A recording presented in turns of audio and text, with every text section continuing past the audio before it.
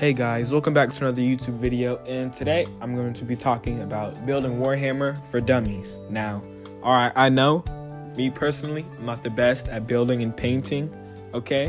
I'm just going to talk about some problems that I had, and I'm just going to talk about other things that I just, felt like talking about.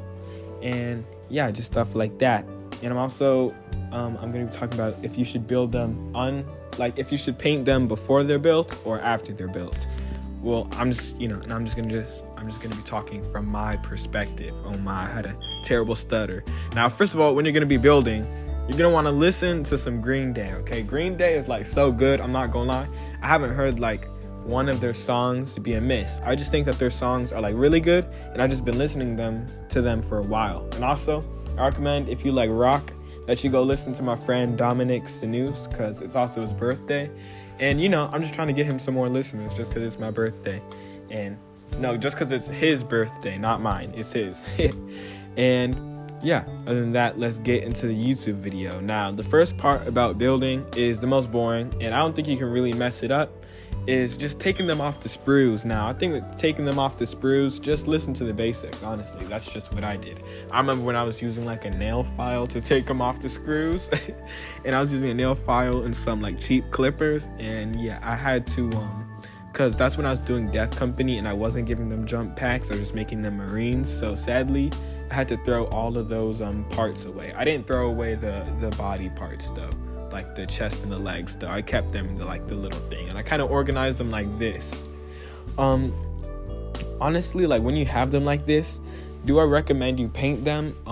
Honestly, I do, because I like how my Death Company came out, and I had them like this, and I painted them. Just make sure that you have the left arms and the right arms, divide them, because I just picked up like a bunch of arms, like, oh yeah, I want these guns, and I grabbed too much left arms or right arms, and it kind of came out weird. But they're pretty easy to paint. It's just the only thing is that like once you paint them, you might leave like gray spots, and it's also kind of difficult to paint holding on to the little pieces. Now, this is not at all how my Death Company looks, but this is one of the guys I have actually. I have him with the same loadout too, with the Inferno pistol. I'm pretty sure you can only equip one Inferno pistol to a squad, so also remember that for Death Company or Blood Angels. But I actually like it a lot, my Death Company. They're pretty easy to paint actually, any chapters in black, because like the gray and the black, like if the black chips off, or you didn't put enough black, it kind of like fuses with the gray, and it's like, oh yeah, it's armor. And also you can like barely see anything, because I used what's it called, Abaddon black or something. But I just kind of like the Death Company's little stance that they have, because I have like older Death Companies because I bought them from a hobby shop. And it's like the older models they kind of get more into that, like cowboy squad.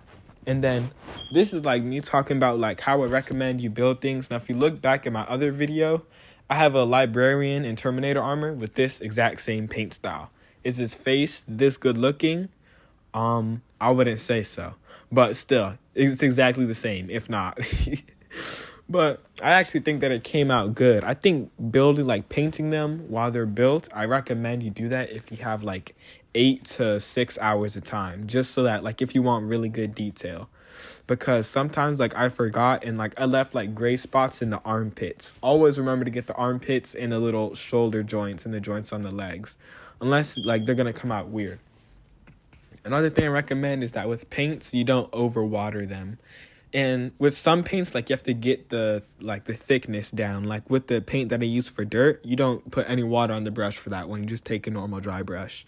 For working with white, I don't recommend you put like any water at all on the brush. Like basically next to zero, just because like the white is so like the one that I use, Corax white, is like it's just already liquidy, and like it just comes out like this and stuff, and it like goes over the detail. Although I like what they did with the missiles. And then some paints you actually do want to put like water on the brush and like get a good amount, not too thick, but yeah.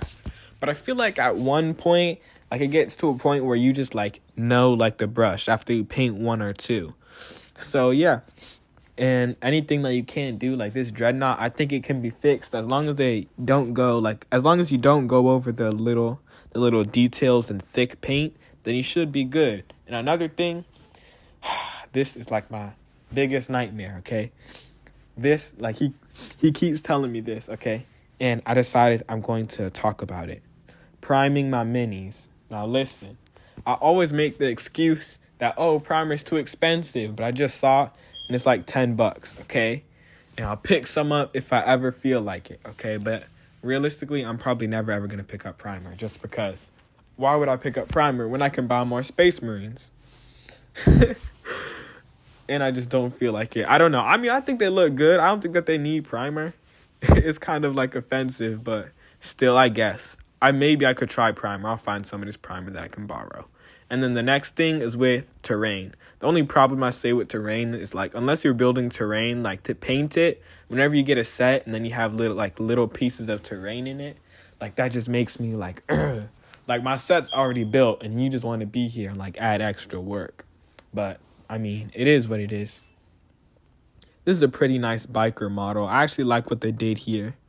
If there's like one thing, I just like make sure you get models that you like everything in it. Like, one thing that kind of like throws me off is, like, I don't like some tanks, or I think the Rhino tank, just because I remember I was in a workshop and I saw like a Rhino tank or something where like the tracks broke or something. It's like, I realized that because it doesn't have a base and it's just like sitting flat on it.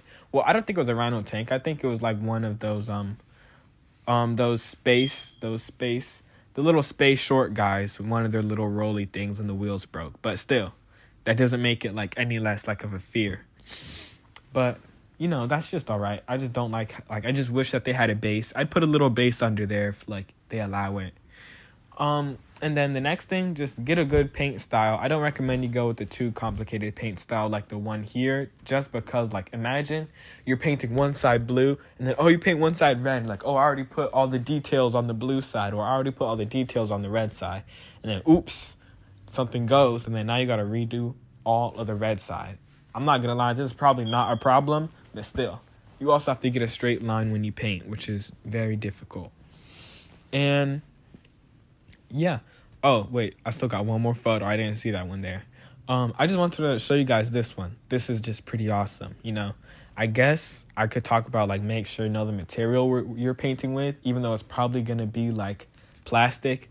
I guess because this guy made it out of cardboard, I just say, you know, don't go too heavy on the water on the paint or something. I don't know. He probably, like, didn't even paint it. But I just think that it's awesome, and I wanted to show you guys it.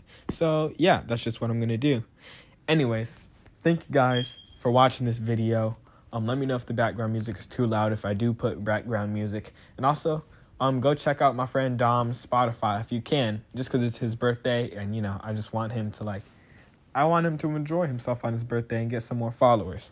So, yeah, I'll see you guys in the next one. I'm probably going to post again tonight. See ya.